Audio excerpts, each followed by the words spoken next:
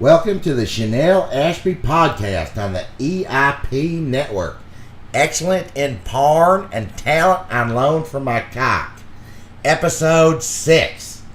Each week we will be bringing you the best and worst of internet erotica in a review format, along with curious tidbits that we find interesting.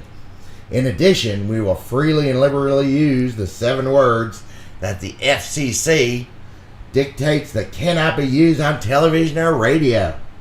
These words, in case you are unfamiliar with our show, or the 7 words, are shit, piss, fuck, cunt, cocksucker, motherfucker, and tits. We hope you enjoy the show, and as usual, we welcome listener comments sent to chrisplove69@gmail.com, and anyone who knows me knows I do. So let's start the show. Hi, Chanel. Hi, Chris. How are you? I'm excellent. How are you? I'm good. It's been a busy week, hasn't it? It has been a busy week with you getting ready for the big dildo expo and me writing copious amounts of porn. Right. You've just been a flutter on your keypad, on your, computer, getting smut up as fast as your hands can type. Right. Well, with small masturbation breaks here and there, and then it's just my fingers are working it. Right. Just literally. Right. So, for you listeners at home, Chanel has a very rigid work schedule. You get up about 5:30 in the morning, right? That's right. And then you usually have coffee. That's right. You masturbate. Yes. And then you start typing based on where your masturbatory fantasies have taken you. That's about it. And that usually gets you through like the first part of your story for the day. Like coffee break. Right, coffee break. And which here is masturbation break. Right, and then coffee. Right. Because you don't want to spill. No, you don't want it to be cold. No, right. So take care of business first and coffee second. And then there's editing and more typing and then more masturbation. Usually. Right. And then how do you finish out your day? Well, it depends on the chafing. Right. We're big believers in lube here. And lotions. In the office. Lube, lotion, being good to our vajays. And, usually one more, go round.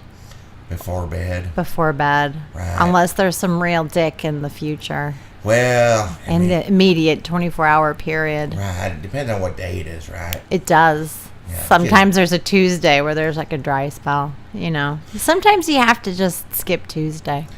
Right. Just get the smut up. But I'm very excited that you're going to come with me to New York. I'm excited too. Right. And just so you know, we're not driving. The minivan's going to be parked here at the Hacienda. And so we've got a car coming to get us. It's going to take us to the airport. I'm very excited. I'm 62 years old and I've never been on a plane. Oh, so that means you've never done it in the airplane yet. I'm not a member of the Mile High Club. I am a member of the Mile Long Club, which is when you have sex between mile markers on the expressway. So that's really fun. And, you really got to pay attention. Rules of the road. Listeners, safety first, my friends. Safety first. So, but the Mile Long Club is fun. The Mile Long Club sounds more fun than the Mile High Club, only because it's a girth reference. Right. So, but I'm very excited. Who wouldn't want to know someone in the Mile Long Club? Right. Well, all women do. So, and so it's very exciting. So we've got it's a dildo manufacturing seminar that we're going to. So we've got me and like some of my competitors, and then we've got male models that come in, and we have to make life-size dildo reproductions that we're going to take to market and beta test. And we're hoping, since you're going to be in New York too, that you're willing to beta test some of them and let us know which ones we should put into production. Oh, please. Right? We'll be sending them up to your room. I can hardly wait. Right now. You could send the male models as well. Really? Right. Just with dildo model. I need to test the accuracy of the reproduction to make sure there's not exactly a flaw in the mold, so right. to speak. I'm all about quality control. Right. And these being made in America, we want to make sure they're right. These aren't Chinese dildos because A, they're Chinese, and 2, they're pretty small. So we talked about that last week, small Chinese dinks. We did. Right? Yeah, no, those aren't good. Ladies, stay away from the Chinese dinks. You definitely want all American dinks. You want all American dog all the time. So, well, we did some reading this week, didn't we? We did a lot of reading. Considering how busy we were, I think we read a lot. I know. I think I was pretty excited to hear you talk about gangbanging, and I believe the book was Taking the Team by Lolita Minx. Hey, Peter Pan, this is for you, brother. That's right. We were talking about gangbang erotica, and there is quite a bit of gangbang erotica out there. And this week I read, the book is called Taking the Team by Lolita Minx. She is all over. She writes a lot of gangbang, group activity, threesome erotica. So that all sounds real fun. Right? Yeah. So if that's your thing, look for Lolita Minx. Taking the Team is about a woman who bets her boyfriend that if his soccer team wins the game, that she'll fuck the whole team. That probably happened a lot the past couple of weeks with the USA winning the World Cup and all. I'm thinking it's based on a true story. Right. And so of course the team, go USA. The team wins because they're all excited about having her in the locker room. So there's not much backstory, which is great because who needs it? There is a scene where the main character is sucking a dick, and she has one in her pussy and one in her asshole. And at some point, she tells herself that she feels like a dirty whore. However, she likes it way too much to stop. Being a dirty whore is not a bad thing, listeners. Right. So don't take that. Wasn't a negative, I don't think. No, she loves it. Her boyfriend also comes while watching her get fucked by his 10 friends. And then he's going to take her home. And, what are you going to do after you get fucked by 10 dicks? I don't know a lot about soccer. So, I don't either. Are there 11 players on a soccer team? I was just going to ask, have we checked the accuracy of the player count in this story? Because we're all about the details, listeners. I have no idea, but I suspect that once her boyfriend takes her home, she's going to get one more dick anyway. One for the road. A trainer dick. It's probably good that America doesn't really know about soccer, so nor do we care. Right. So, it's a third world sport. Right. Anyway. Well, that's because all they can afford is a ball. Well, and even in America and Canada, God bless you, we have 2 balls, don't we? Yes. Everybody likes 2 balls. 2 balls is always better. That's right. I was going to say that this story is 3.5 boners because it was good. It was short. There was plenty of big dicks. Of course, everyone on the team is very well endowed. So it's like a soccer team with all large cocks. And this chick is very nasty. That's key to a good story. And a good soccer team, apparently, because they won. Right. So you need a big dick for soccer. It's 3.5 boners. And, of course, the only problem with it, it was a very well-written story for gangbang erotica. However, like other gangbang erotica, the problem is there's no focal point. You get distracted. It's tough to write 11 people in a room. It is tough to write 11. 12 with the girl. Right. 12 people in the room and dicks a-flying. Right. And it's hard to really focus in on that one fuck. So that is the drawback to all multiple partner scenes in erotica. It's more of a visual thing where you can watch a movie with a gangbang and see all the activity. Hard to picture that in your imagination, though. However, I would read another one or two of her stories because it was well done. There you go. So check her out. We be on the lookout for Taking the Team and her other fine works by Lolita Manx. And that can be found where?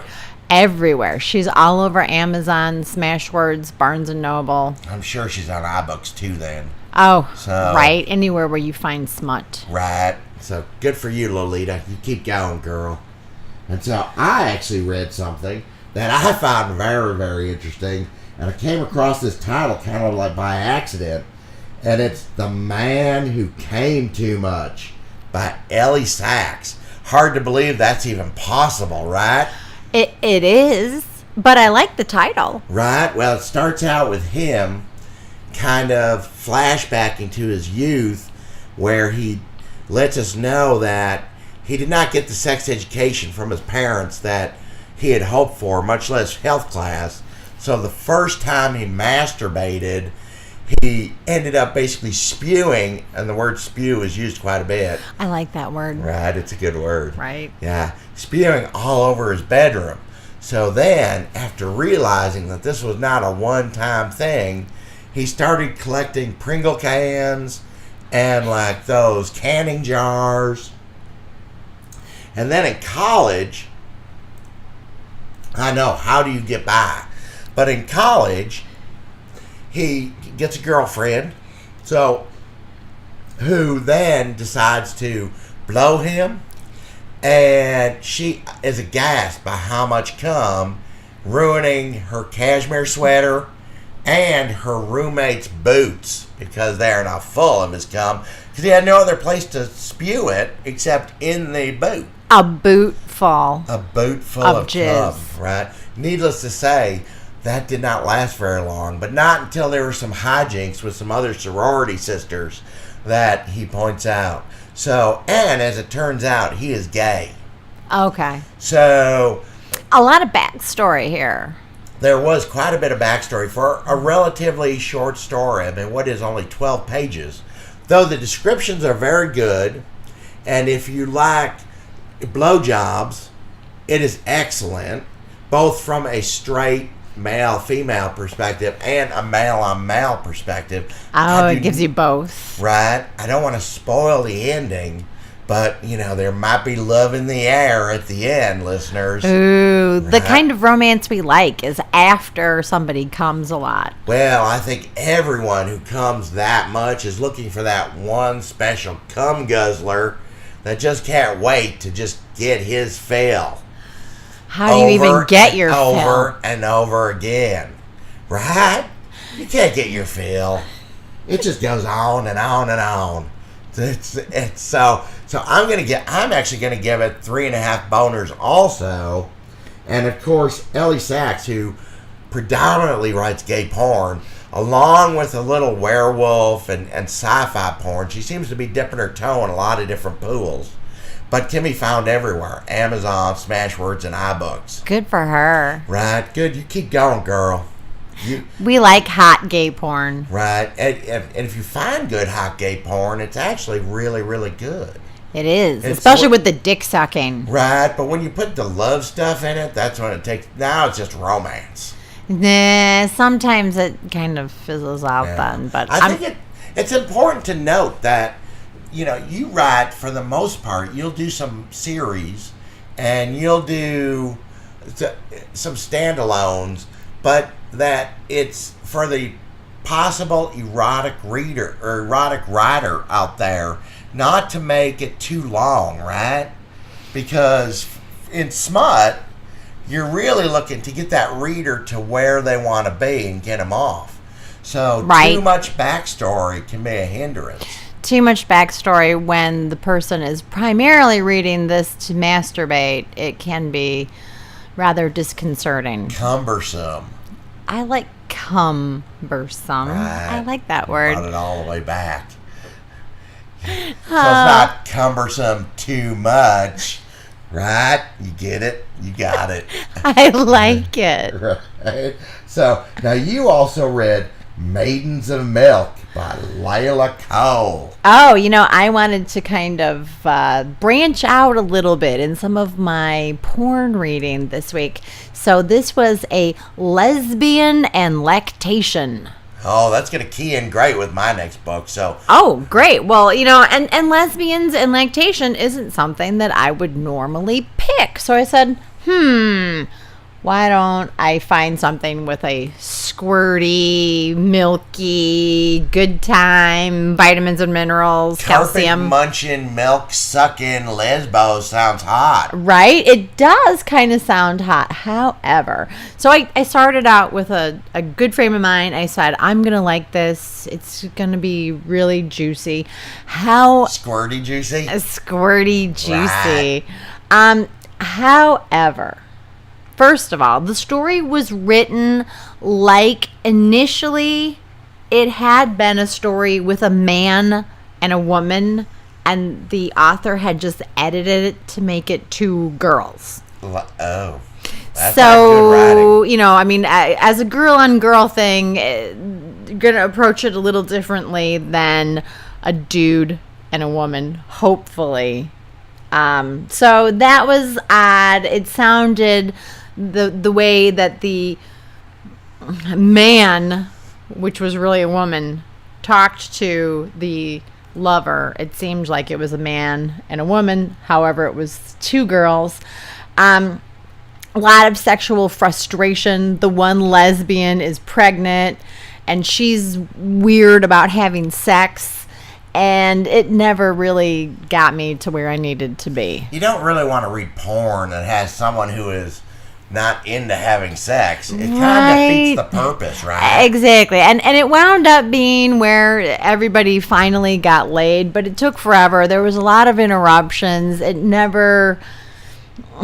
I did think that the phrase, her clit was like a marble. I thought that was kind of interesting. But it never really... That was the hottest point for me. Hey, Layla, how big's your clit? Jeez. Right? Yeah, right? Could be... Well, and that's a great lesbian thing. Like, big clits. However, I'm going to say that's a 2.5 boner. Didn't really work for me.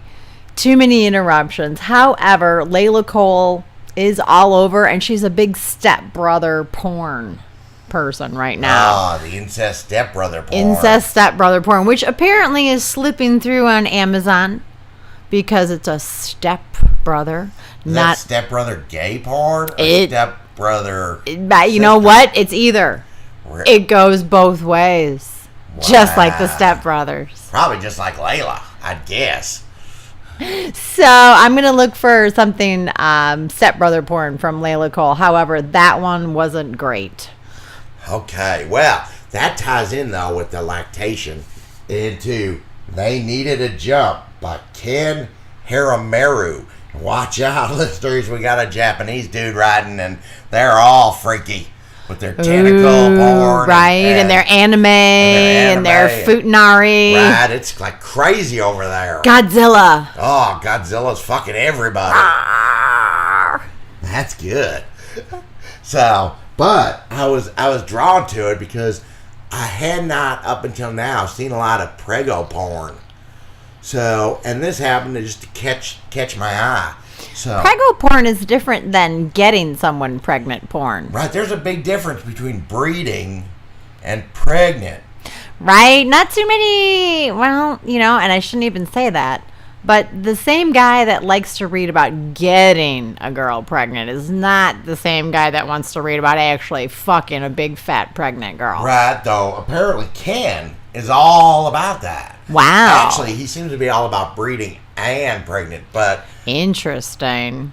But other than the first probably 3 pages, which seem to spend an inordinate amount of time talking about how to fix these two girls' car...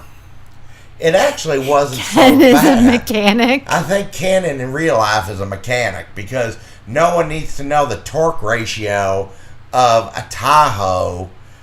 Maybe he works at Jiffy Lube. And the fact that the battery size to a Honda is too small for a Tahoe. And of course, because he is copyright sensitive, any reference to like real companies were slightly altered. So instead of Pep Boys, where they were going to go get a battery, it was Pep Lads. Nice. Right. So he's not looking for corporate sponsors. No, not like us. Hey, Pep Boys, we're all about corporate sponsorship. Come on down. ChrisPLove69@gmail.com. We'll get right back to you. So, but, excuse me. So this gentleman who is filling his gas tank at a gas station and notices two hot pregnant women coming out of the gym, which oddly enough is right next to the gas station. And he's always had this thing for pregnant women. So they can't get their car started due to the aforementioned issue with the battery. He offers his assistance. And lo and behold, he's divorced. One girl got pregnant with a dude who wanted to have children, then decided, no, I'm out. And the other one got pregnant and the dude skipped the country. So that's a big rejection. Right. I got to go to another country. So, of course, these two poor ladies, one a nice Latina, the other one an Asian beauty, all alone at 6 and 7 months pregnant with no dick anywhere inside. So, luckily, Ken found them some. And, of course, there's lots of fucking, lots of lactation. So interesting. Is Ken or the male character a white guy? Of course. Interesting. So he's with an Asian chick and a Latina. Yes. A little interracial. Right. But no black girl. No black girl. That would be the trifecta. And of course they're not lesbians. They're quick to point out that they are roommates, but they don't muff dive each other.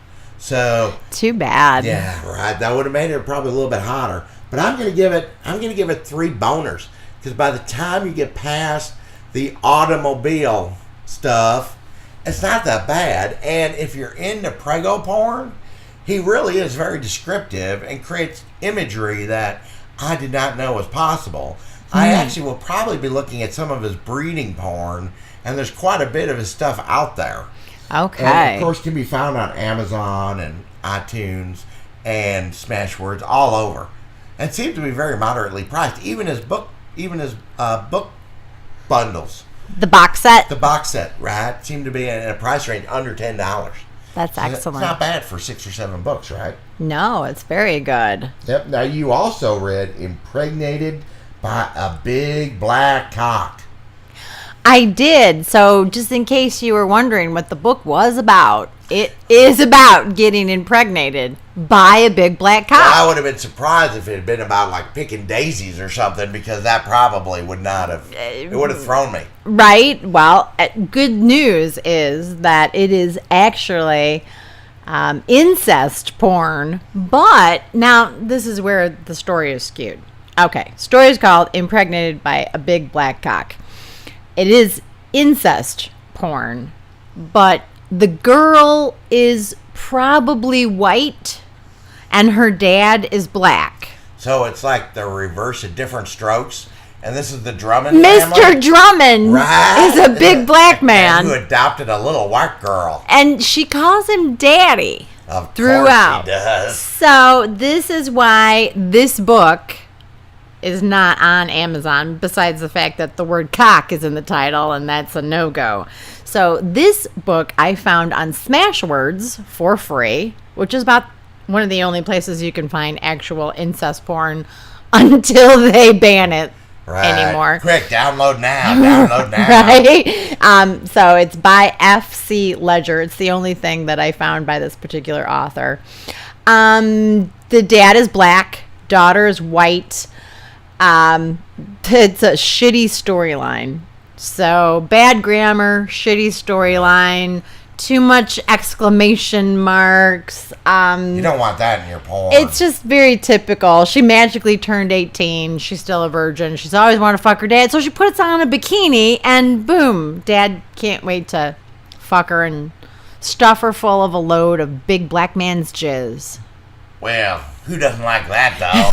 Well, that'd be the upside to the story. And if you can get past the bad grammar, then maybe However, a lot of slut shaming in this story. She calls herself a slut. She lets her dad call her a slut, even though, he is the adult in the situation, banging his 18-year-old daughter, calls her a slut. So I didn't particularly care for that. And honestly, there's so much better daddy-daughter stuff out there that... Right, we reviewed some, haven't we? Right, so why bother? So, yeah, check earlier episodes for that. That's for sure. Exactly. However, while I was on Smashwords... Guys Erotica was one of them. Jesus approved it. When Jesus approves your dad fucking you, then... Right? It's like the Holy Ghost. Holy... Sorry, right? That's good stuff. Right? So while I was on Smashwords, I know that you and I have had a couple of conversations about barnyard porn. Right, because who doesn't like a good barnyard fuck? And we went so far as to watch a video from Vice about donkey fucking. Right. Which, sadly, when it came down to the actual donkey fucking, the guy did it, behind a bush. She, just saw his pants down around his ankles. Technically illegal in most countries, so... Right, but, here we watched the whole thing. We were 20 minutes in, expecting to see some live, hot dick on a donkey action, and it didn't happen. Though, you can find some of that on Twitter and whatnot. Not video form, but still picture form. True. It's out there. Although, on Smashwords, I did find some actual real bestiality smut, which, as far as everyone who's a regular buyer of porn knows, is illegal and hence banned everywhere. However, if you go on Smashwords... Well, it should be noted, and please, let's talk about this for a moment. I'm sorry. No, it's okay. To interrupt, but if bestiality in written form is not necessarily illegal, is it? It's not, but the act itself is illegal. If you were actually doing it live with your dog or a donkey or a donkey, that is actually illegal. But here in America, the best country in the world, we do have First Amendment rights. Now, granted, Amazon and other websites will not post this product up, but if you were to find it on somewhere and buy it, it's not actually illegal to own. No, right? You can own it, you can read it, you can do whatever. However, most of the retailers follow, if it's illegal, i.e., bestiality, necrophilia, and child porn. Pedophilia. Right? It's all fancy when you say it in your English. Just say it like the Canadians do. They will not sell it. No, and I don't necessarily... I fundamentally disagree with that because I think it's an infringement on our rights. But the goddamn soccer moms and their stuck-up twats trying to make all their kids feel good by giving them participation awards. You little fatty, eat your orange slices and let us buy our porn. So there's that. I agree. But granted, I don't necessarily want people having stressors and going out and molesting kids either. That's wrong. Well, I think that there's a huge difference between wanting to read something and actually doing it. There's been no proof or any correlation between the kind of porn that someone enjoys and the kind of activities they actually do in their real life. When you are a person that is at a point where you've lost what's real, that's a much bigger problem than the porn you watch. I think and it's important to note that I think that's a problem everywhere where they try to regulate crazy, and you just can't regulate crazy. No, you can't regulate crazy. And in the meantime, there's animals out there that probably would like to have to have some barnyard porn. And right now, it is on Smashwords. Now, I don't know if it's a matter of Smashwords just hasn't found it yet and eliminated it, because they clearly state as an author that puts things on Smashwords that they don't accept bestiality. However, right now they do have Down on the Farm, which includes sex with pigs as well as an orgy. Now, I don't know if the orgy is with pigs or if it's with people because I didn't read it. Well, it'd be interesting. An orgy's kind of like gangbang. It'd be interesting to see how that perspective writes out. Right. And, that's called getting the bacon. And I know. Bringing home the bacon. Right. And I know a big thing is like women and dogs. Oh, and they have Dogs on the Prowl, which claims that nothing is off limits between Kathy and her dog. What kind of dog is it? It's a German Shepherd. Of course. Of course, because that's the best kind of dog to have sex with, because all of these books with dogs have a German Shepherd on the front. Dogs in Heat, Dogs Gone Wild. I'm going to say if you're into bestiality, get it while it's still there, because one day it won't be. It won't be. Right. It'll be gone, but it's on Smashwords and nowhere else. Okay, so smashwords.com. Get your pony, dog, pig orgy. That sounds like a good time. Right? Pig orgy. I've never read anything with a pig orgy. I'm almost hoping that a listener does get Down on the Farm and then lets us know what happened. Bob Evans. Hey, Bob, Down on the Farm. Hey, Bob gave us a call. Chris P. loves 69. We love your breakfast sausage. It's delicious. Everyone likes sausage in their mouth. Right. It's a great way to start your morning. So, I love doing this show. It really is great. So, hey, a couple other things that I found as I was packing for our trip to New York. I came across my merkin. And so I was going to ask you if I should pack or not. For you listeners that are unfamiliar with what a merkin is. Please tell, because, I'm not familiar with it. Did you mean to say merkin? No, merkin. Now, American. That's the greatest country in the whole world. Full of 300 million of the greatest people in the whole world. Because I kind of thought that this was like a whole patriotic thing. No, that's coming up. And you were going to do something with TSA. Not there yet. Okay. So the merkin is actually a pubic wig. And so, because I wanted to look fancy for New York, because that's a fancy place, right? Are you planning on having a lot of your pubic hair hanging out while you're in New York? Well, I'm hoping to be a model myself. Excellent. Right? So, it got me thinking. First off, that a great name would be Dick Merkin, because, get it, Dick Merkin, yeah. I like that. Right? But it also got me thinking, what's the history of the merkin? And, of course, we're all about learning here on the Chanel Ashby podcast. So I jumped up online and started reading about it. And the merkin dates back to, it actually dates back to Cleopatra.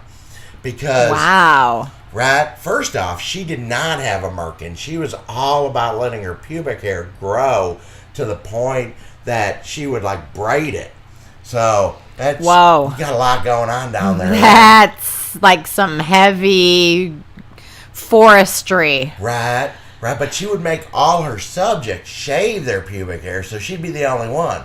Now, part of that, I think, was a power play, but the other part was just good hygiene because of lice.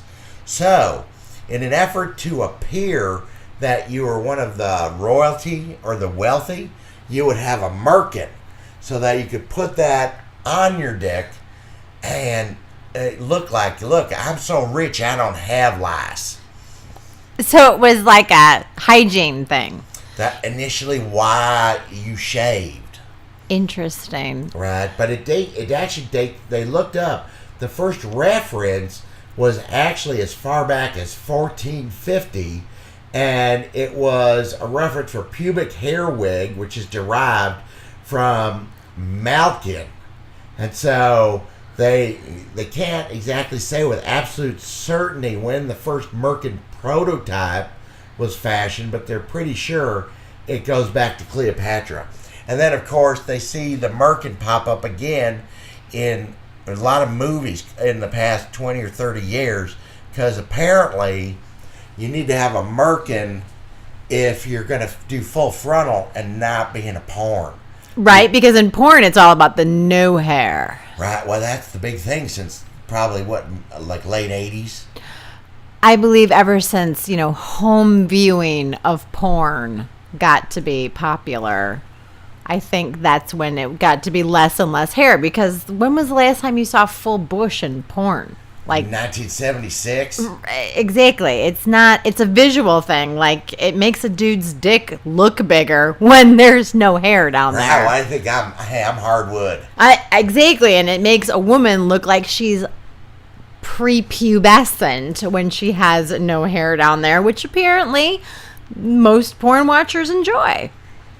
There's definitely a segment that I think they like that because it's a younger look. I like it clean down there just because, I like to go down and get a little taste.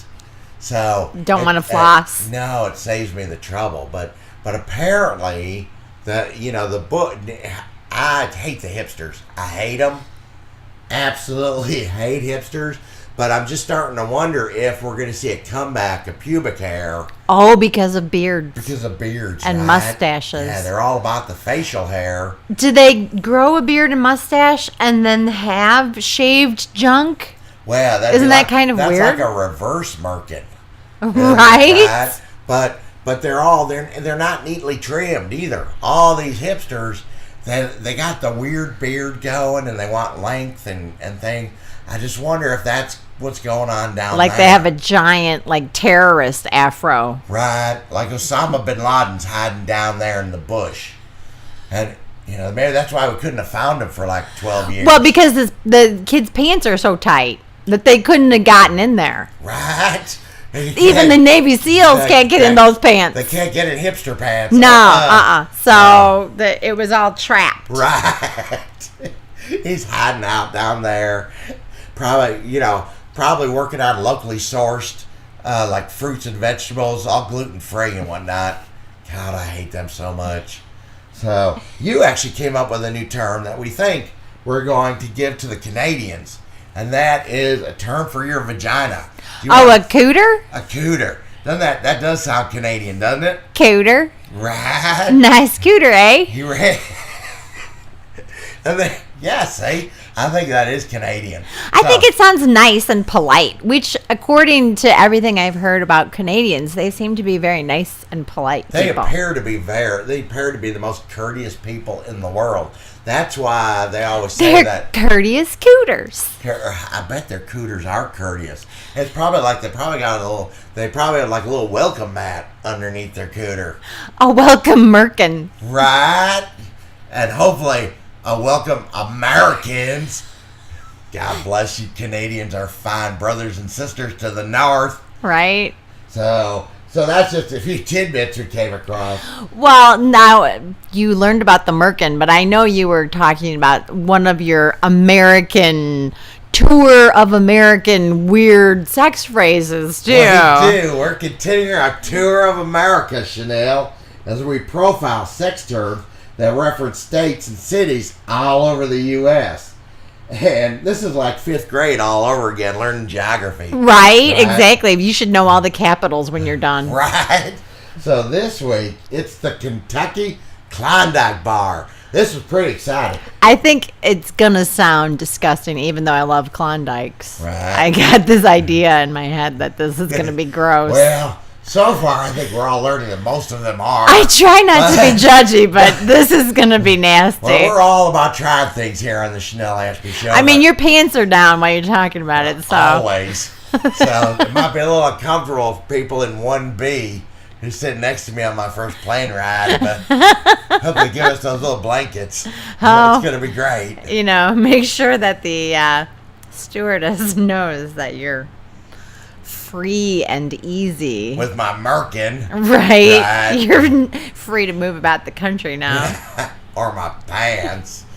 So, the Kentucky Klondike Bar. Okay, hold on tight, listeners.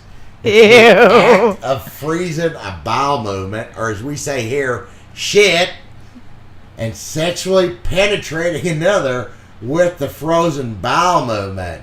So, they got a lot going on there. I don't understand that. Like, I think most of the things that you've found so far are things that you do with shit. And apparently a lot of them reference cities in the U.S.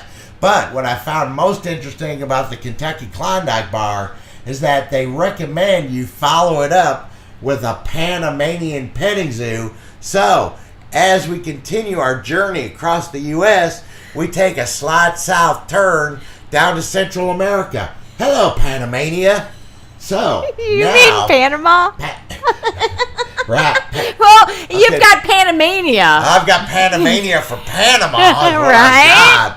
Yeah, right. Thank you. Can't believe I said that. So, okay. So after you're done, you're forcibly forcing a frozen piece of shit up your partner's either rectum or cooter if you're in Canada. Then what you do is you then force that partner to pick the nuts and corn out of the shit. The partner then presents the nuts and corn to you in a cup or dish. You toss the nuts and corn onto the bed where the partner eats them like a goat or other typical petting zoo animal.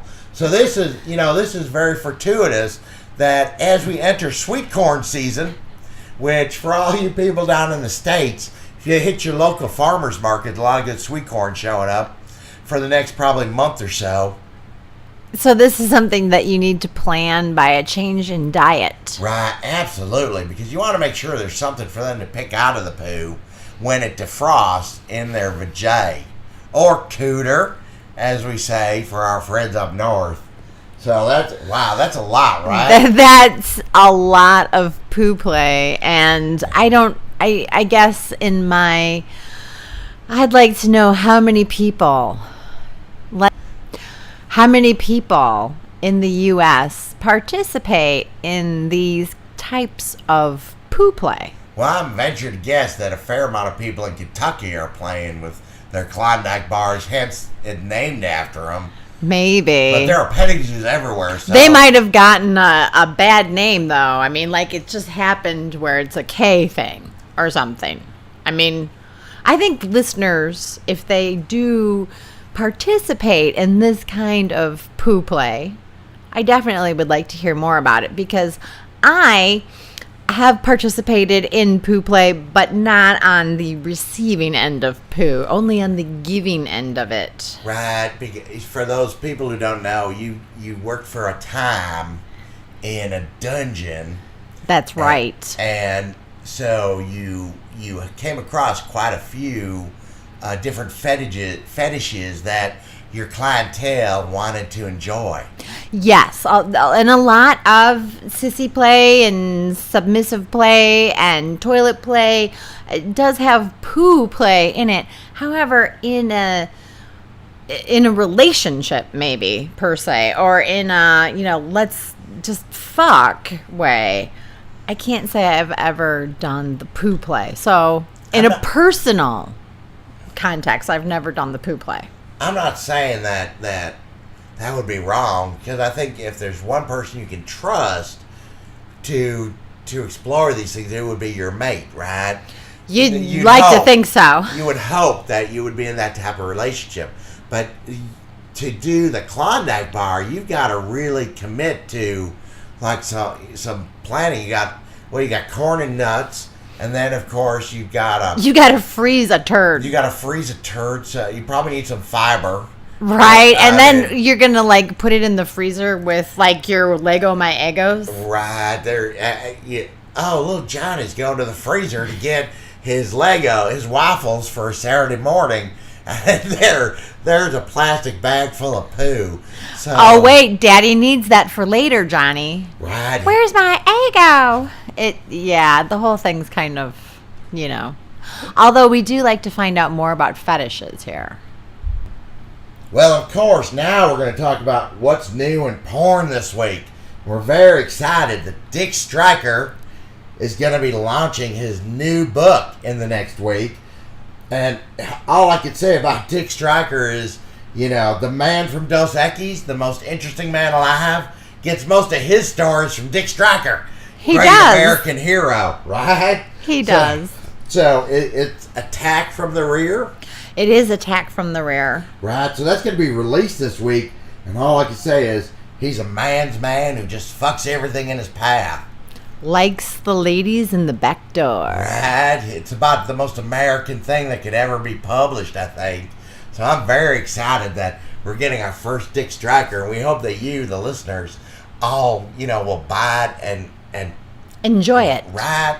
Exactly. Which leads me, speaking of America, I was sitting in a bar the other day, and there were two guys sitting next to me who were talking about Costco. Hey, Costco, we'd love to have you endorse us. That's Chris P. Love69 at gmail.com. You know what they have at Costco? What? Boxes of condoms and tubs of lube. Really? Right? And who needs to buy that? I do. In quantity. And so you could get is it for business or pleasure? Both. Right? There's no need to differentiate. I'm writing them both off. There Hello, you go. IRS. Where's my refund, goddammit? I'm still waiting. Hey, welcome to the greatest country in the world. Right. But these two guys were talking about the Kirkland brand, which is the Costco private label brand. Okay. And they were talking about, hey, for you guys on a budget, here you go. They have a 48-pack of beer for $20. That sounds like a lot of beer for $20. It is a lot of beer for $20, and apparently it's pretty good beer. But my comment to these guys were, how that beer could be more American? As if it was a 50-pack. What do you think about that? Dick Striker would make it a 50-pack. He would. Right. If he was the president of Kirkland, he most definitely would make it a 50-pack. Right. I feel bad for our Canadian friends who probably don't even have a 48-pack of beer, and that would probably cost like $30,000. Right. Only rich Canadians could get a 48-pack. Well, they have socialized medicine, so they don't need a 48-pack of beer. They might if they can't get looked at. Well, or unless they can get weed. Can they get weed in Canada? No, I was going to say so. Canada. Oddly, Canadian. Hey, that must be a friend of Panamania. Right? Yeah. They hang out together. Right. They're hookers. Oddly enough, It's their stripper names. Oddly enough, they grow pot in Canada for the greatest country in the world, and yet they cannot get it for themselves.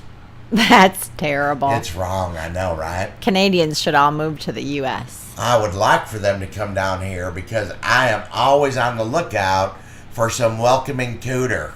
Right? And new Wilbur test subjects. Oh, exactly.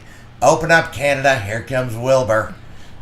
So, now this week, our fetish of the week is actually balloon fetishism, as promised. And, of course, you, Chanel, did a lot of research on this, including going down to the party store and buying some balloons. I came over to, the studio, and it's just balloons everywhere.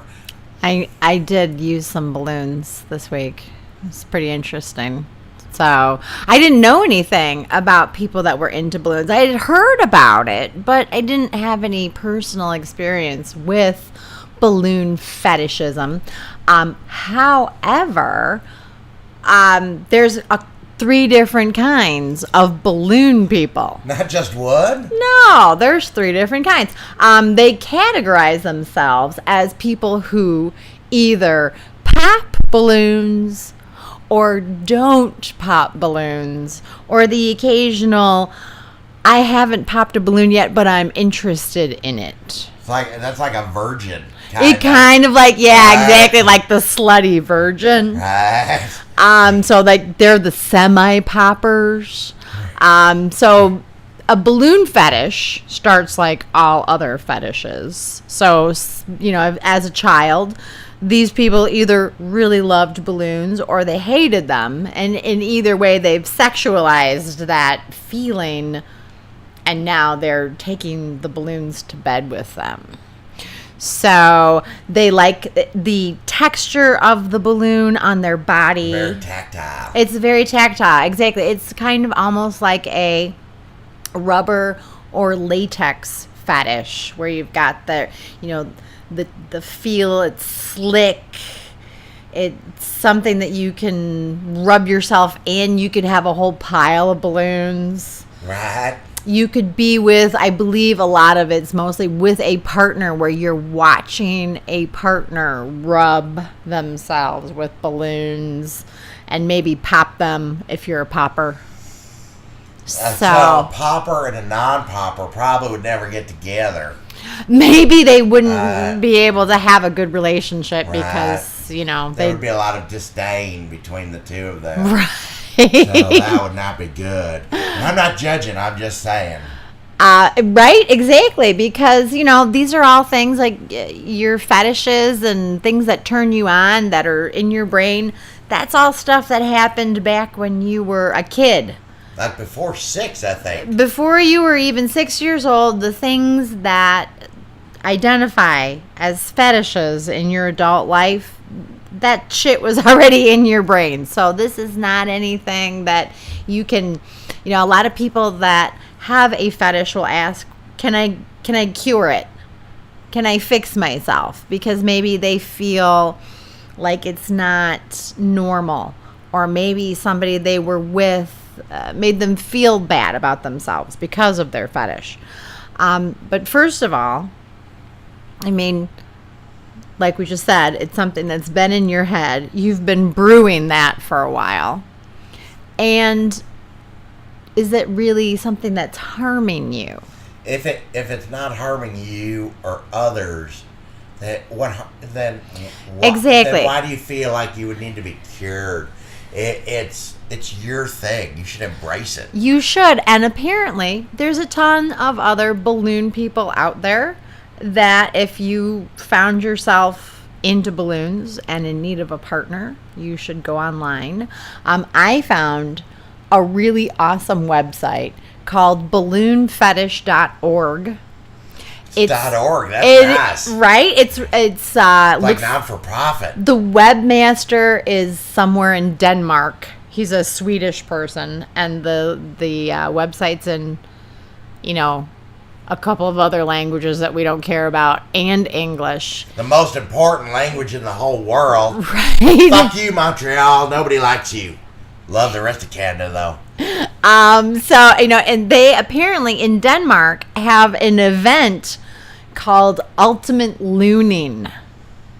Because, you know, like over in Denmark and the Netherlands, and they're just so much more like accepting about most sexual things than a lot of they have legal Americans are.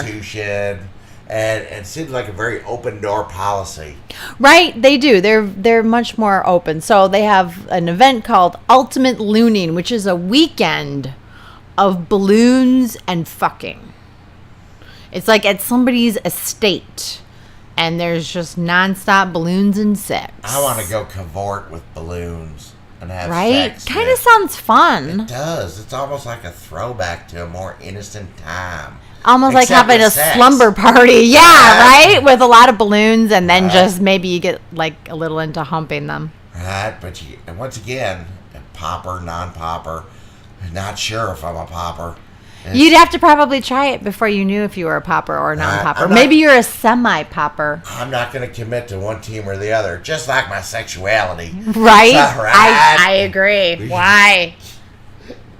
You want to keep that open, right? This is very interesting. You know, next week, we're going to talk about bronies.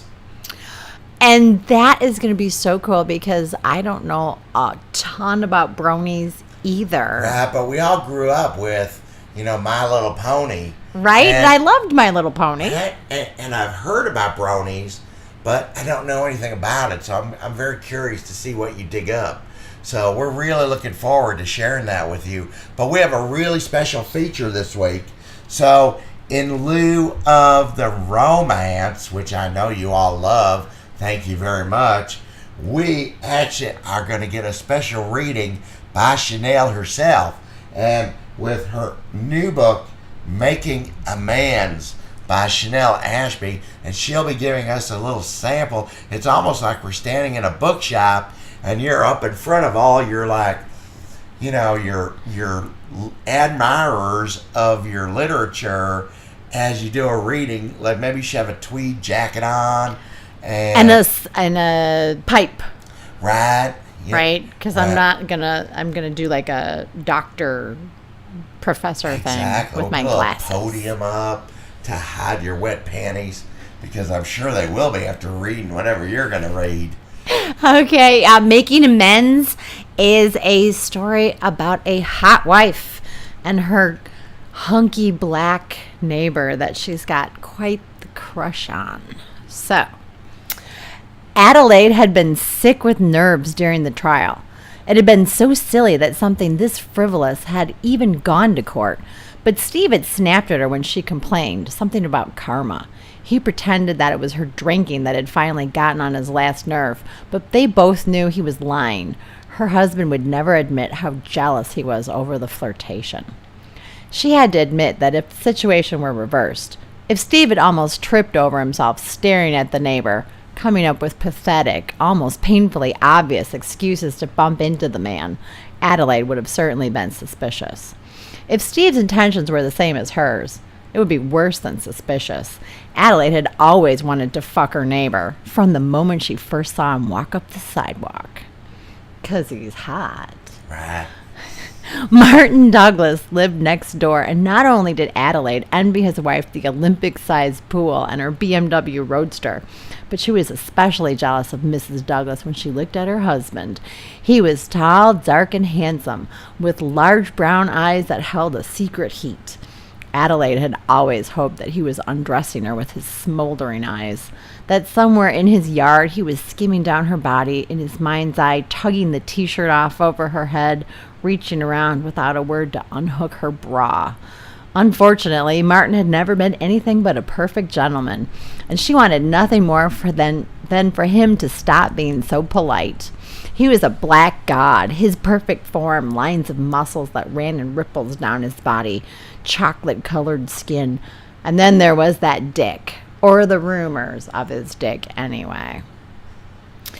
And that is where I'm going to stop for today. Right, I get a little bit of a boner here. I'm going to have to go get some balloons. And the Wilbur. And, 48 pack of beer, that's for sure. God bless America. Making amends. They get steamier as you go along. So that can be found everywhere that smut is sold. It can be. It's on Amazon, Barnes & Nobles, Apple iBooks, Smashwords. Right, so if you like big black cock and a hot wife, then you should... And a hot husband's wife and girl-on-girl action. Girl-on-girl, that's like a bonus feature. When does it stop? Quick, get out and buy it. I'm a little lucky. I have to admit that I'm a lucky person to be your producer, because I do not have to pay for your porn. I sneak into your hard drive at night, and when you're in the bathroom, and I just copy it. So there you go. Right. You're lucky to be an American, too. God bless. So now, of course, we have our question of the week from one of our listeners, and we welcome listener questions to chrisplove69@gmail.com. And this week's kind of a little serious one, because we're going into Comic-Con convention season. So there's something serious about that. And there is. These people are very, very serious people that take not unlike our listeners who take their fetishes very seriously, they take their hobbies very seriously. So now, just dear Chanel, I attended Comic-Con last week and met a dude who was only interested in having sex while we were dressed in our costumes. I went dressed as Xena, and he was dressed as Green Lantern. We have been trading emails and texts, and he told me that he has the best sex dressed as Green Lantern. What if I want to have sex with him not dressed as Xena, and him not dressed as Green Lantern? Will this dude only have sex if he's dressed up as Green Lantern and I'm dressed as Xena? Can this work? Oh, listener, that is a very good question. Well, anytime that you're in a costume, first of all, wearing a costume is very freeing. So that does help with when you need to let go of some inhibitions. And we've all heard the stories about Comic-Con. And Green Lantern. Right. It's not just the ring that's popping up out of him. Right? So I would say if you are, first of all, if you're wondering if that's even a possibility, then you're asking the wrong person. You probably need to ask Green Lantern guy. Right. You should communicate with your partner. It's If very he's important. maybe not even, there's a couple of possibilities. Maybe Green Lantern guy's not functioning without his Green Lantern suit, i.e., that's the only thing that gives him wood. And that's a problem for you if you want to quit being Xena and you want him to quit being Green Lantern. So you need to ask him about his previous sexual experiences as non-Green Lantern. Right. And then, knock boots. Have fun as Green Lantern and Xena. And if it's good and being Xena and Green Lantern isn't hurting anyone and you don't hate it, but you could have sex without your costumes, then I say negotiate. You never know. You might have found a winner or a wiener. But either way. I don't know. Sometimes you got to kiss a lot of cock until you find the right one. Exactly. And so, exactly. Well, this has been a really fun show. And, of course, we're going to go pack. I gotta comb out my merkin and get it, put in my suitcase. And then, of course, got to get all excited about being on a plane. Right. Hello, Big Apple. We're coming your way. And so, and of course, we welcome all comments and questions to crispylove69@gmail.com. And please, of course, do not send any pictures of body parts or Xena's boobs. Or merkins. Or merkins. Or merkins. We do want pictures of Americans. Or cooters. From anybody up in Canada to crispylove69@gmail.com. And we will talk to you next week. Have a good week, Crispy. You have a good week too. I'll see you in New York. Bye, everybody.